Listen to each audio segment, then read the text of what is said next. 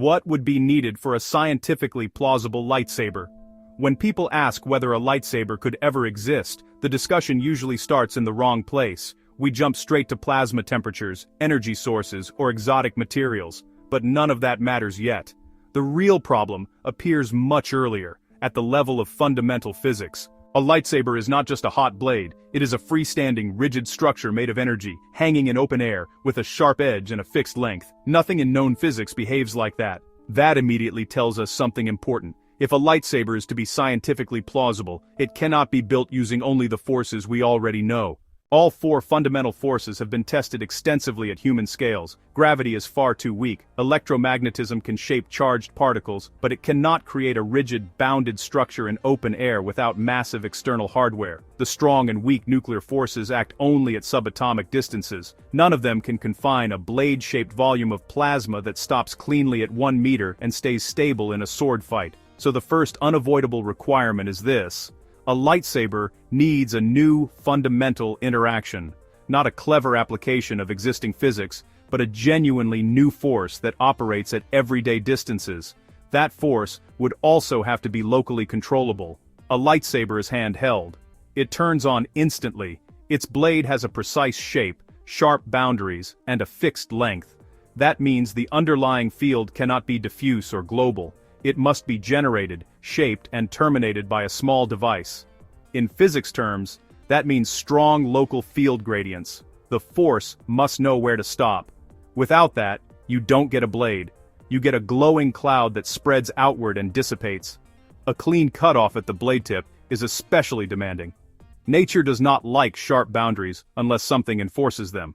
Then comes another major constraint. The blade doesn't violently interact with the surrounding air, it doesn't blast shockwaves outward, it doesn't pull the user's hand toward it, yet it cuts through metal and blocks another blade. That tells us the force must interact selectively. It has to couple strongly to plasma or highly excited matter, but only weakly to ordinary matter, including the user and the air. Otherwise, turning on a lightsaber would be catastrophic. This selective coupling is not something electromagnetism can do cleanly. Plasma is charged. Air is also charged at some level, and the difference is not large enough to explain the behavior we see. So again, we're pushed toward new physics. At this point, some people suggest dark energy. It sounds tempting. Dark energy is mysterious, powerful, and poorly understood. But here, the idea runs into a wall. What we know about dark energy with high confidence is that it is uniform. It fills space evenly. It does not clump. It does not form structures. It cannot be focused, shaped, or confined. Dark energy drives the expansion of the universe precisely because it does not form local gradients. That means dark energy cannot be the containment mechanism for a lightsaber, not directly. There is no known way to grab a piece of it and mold it into a blade. However, this doesn't rule out something related to the so-called dark sector. Modern physics allows, at least mathematically, the possibility of additional forces that interact very weakly with ordinary matter. These hypothetical interactions wouldn't show up easily in experiments, which is why we might not have detected them yet. A dark sector force of this kind could, in principle, couple strongly to energetic states like plasma while barely interacting with neutral matter. If such a force existed, and if it could be shaped by resonant structures, something like the crystals seen in fiction, then the basic behavior of a lightsaber stops being logically impossible. That's a lot of ifs, but none of them directly contradict known physics. They just go far beyond it. What definitely does not work on its own is plasma. Plasma cannot self-contain. It cannot form rigid edges. Left alone, it expands, cools, and disperses almost instantly. You can guide plasma with magnetic fields, but those fields must be generated by large coils or structures. A plasma blade without an external containment field is simply not viable. So in a plausible lightsaber, plasma would only be the cutting medium, not the structure. The structure would be entirely field-defined. The solid feeling when blades clash would come from field interacting with field. Cutting would come from the field forcing plasma into contact with matter at extreme energy density. This also explains why blades stop each other without passing through, and why they don't slice the ground just by touching it lightly.